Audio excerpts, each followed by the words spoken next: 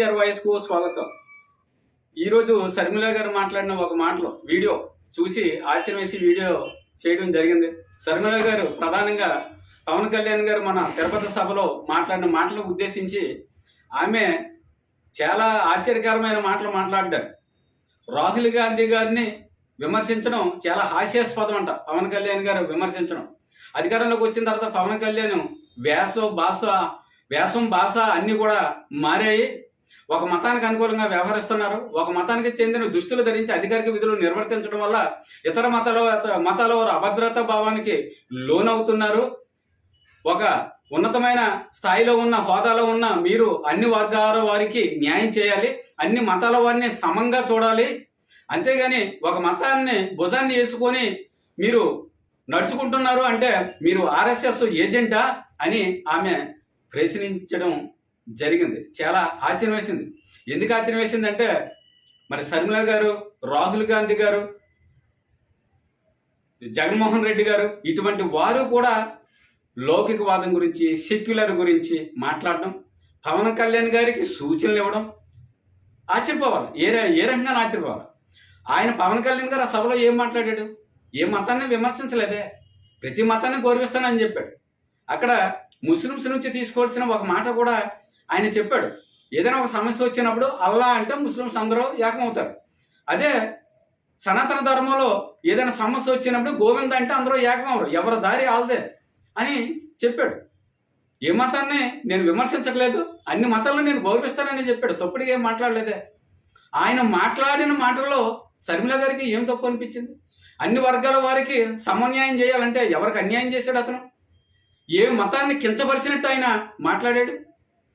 శర్మిల గారికి ఇవన్నీ కూడా ఎందుకు ఆ రకంగా అనిపించే, అంత తప్పుగా అనిపించే అర్థం కాని విషయం.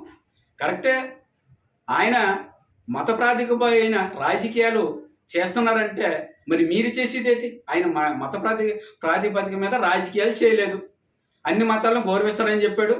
ఈ దేశంలో సనాతన ధర్మానికి ఎటువంటి అన్యాయం జరుగుతుంది, ఇతర దేశాల్లో ఉన్న వ్యక్తులు కూడా ఇక్కడ సనాతన ధర్మాన్ని అణచివేయాలని చూస్తున్నారు. పక్కన ఉన్న స్టాలిన్ కొడుకు ఉదయనిధి సనాతన ధర్మాన్ని నిర్మూలిస్తానని చెప్పాడు. రామాయణం కల్పవృక్షం కాదు విషవృక్షం అని కూడా ప్రచారం చేశారు. ఇటువంటి దౌర్భాగ్యమైన పరిస్థితి మన భారతదేశంలో ఉంది. హిందువులందరూ ఏకం కావాలి, అన్ని మతాలు సమంగా గౌరవించుకోవాలని చెప్పాడు ఆయన. అది మీకు తప్పు అనిపించింది. అలా అనుకుంటే వైఎస్ఆర్సీపీ పార్టీ అధికారంలోకి రావాలని చెప్పి మరి విజయమ్మ గారు మీరు బుక్కు పట్టుకొని ప్రతి చర్చికి గ్రామాన ప్రతి పట్టణాలు నగరాలు అన్నీ కూడా చుట్టుముట్టారు కదా. మరి ఇది సెక్యులర్ పార్టీ వైఎస్ఆర్సీపీ, అదేవిధంగా ఇది లౌకిక రాజ్యం. ఇక్కడ మత ప్రాతిపదికన మనం ఓట్లు అడగకూడదని మీకు అనిపించలేదా? వైఎస్ఆర్సీపీ అధికారంలోకి వస్తే హిందువులందరూ దద్దమ్మలు కాబట్టి అన్ని మతాల్లో సమంగా చూస్తాడని చెప్పేసి ఓట్లేసి అధికారంలోకి తీసుకొస్తే మరి మీ అన్నయ్య జగన్మోహన్ రెడ్డి గారు 150 దేవాలయాలని ధ్వంసం చేయడం జరిగింది. అంతర్వేది రథాన్ని తగలబెట్టారు. ఇలాంటి ఎన్నో కార్యక్రమాలు చేసినప్పుడు మీరు ఎందుకు వ్యతిరేకించలేదు? ఇది మన రాజ్యం, మన పార్టీ సెక్యులర్ పార్టీ, మన దేశం లౌకిక దేశం. ఇక్కడ ఇటువంటి కార్యక్రమాలు చేయకూడదని మీరు ఎప్పుడు తప్పుపట్టలేదే జగన్మోహన్ రెడ్డి గారు? ఎప్పుడు ఆయన ఆస్తిని స్థిరంగా సరిగ్గా పంచలేదని, పదవి ఇవ్వలేదని, సరైన ప్రాతినిధ్యం పార్టీలు ఇవ్వలేదని ఎప్పుడు మాట్లాడి బయటకు వచ్చారు తప్ప హిందువులకి ఇటువంటి అన్యాయం చేసింది ఈ పార్టీ అని మీరు ప్రశ్నించారా? ప్రశ్నించలేదు. అంటే హిందువులు అనగదొక్కొచ్చు. మీ ఉద్దేశం కూడా అదే కదా. క్రిస్టియన్స్ ఎలాగ నా వెనకాల ఉంటారు, హిందువులు ఎలాగా ఏది చెబితే అది నమ్మి ఎర్రిపప్పులో. కాబట్టి మరలా మనం కాంగ్రెస్ పార్టీ తరఫున ఏదో రోజు ముఖ్యమంత్రి అవుతామని ఆశతోనే కదమ్మా మీరు రాజకీయాల్లో తిరుగుతున్నారు. అభద్రతా భావం పవన్ కళ్యాణ్ గారు మాట్లాడిన మాటల వల్ల ఎవరికి అభద్రతా భావం లేదు, ఏ మతాల వారికి కూడా అభద్రతా భావం లేదు. ఉన్నది ఏమన్నా ఉంటే మీకే ఉంటుంది. ఎందుకంటే మీ ఆయన అనిల్ కుమార్ గారు కూడా మరి మత బోధకుడు, మత ప్రచారకుడు, కొన్ని వేల లక్షల మందిని భారతదేశంలో మతం మారుస్తూ ఉంటాడు.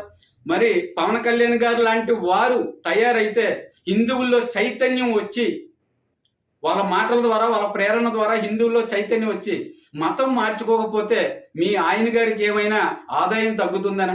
విదేశాల నుంచి వచ్చిన నిధులు ఏమన్నా ఆగిపోతాయని మీరు అభద్రతా భావంతో ఉన్నట్టు ఉన్నారు తప్ప ఇతర మతాల వారు ఏ ఒక్కరు కూడా అభద్రతావంతో లేరు. పవన్ కళ్యాణ్ గారి వ్యాఖ్యల వల్ల ఆయన ఏ మతాన్ని కూడా వ్యతిరేకించలేదు, విమర్శించలేదు. కేవలం హిందూ ధర్మానికి జరుగుతున్న అన్యాయాన్ని మాత్రమే ఆయన ప్రశ్నించడం జరిగింది.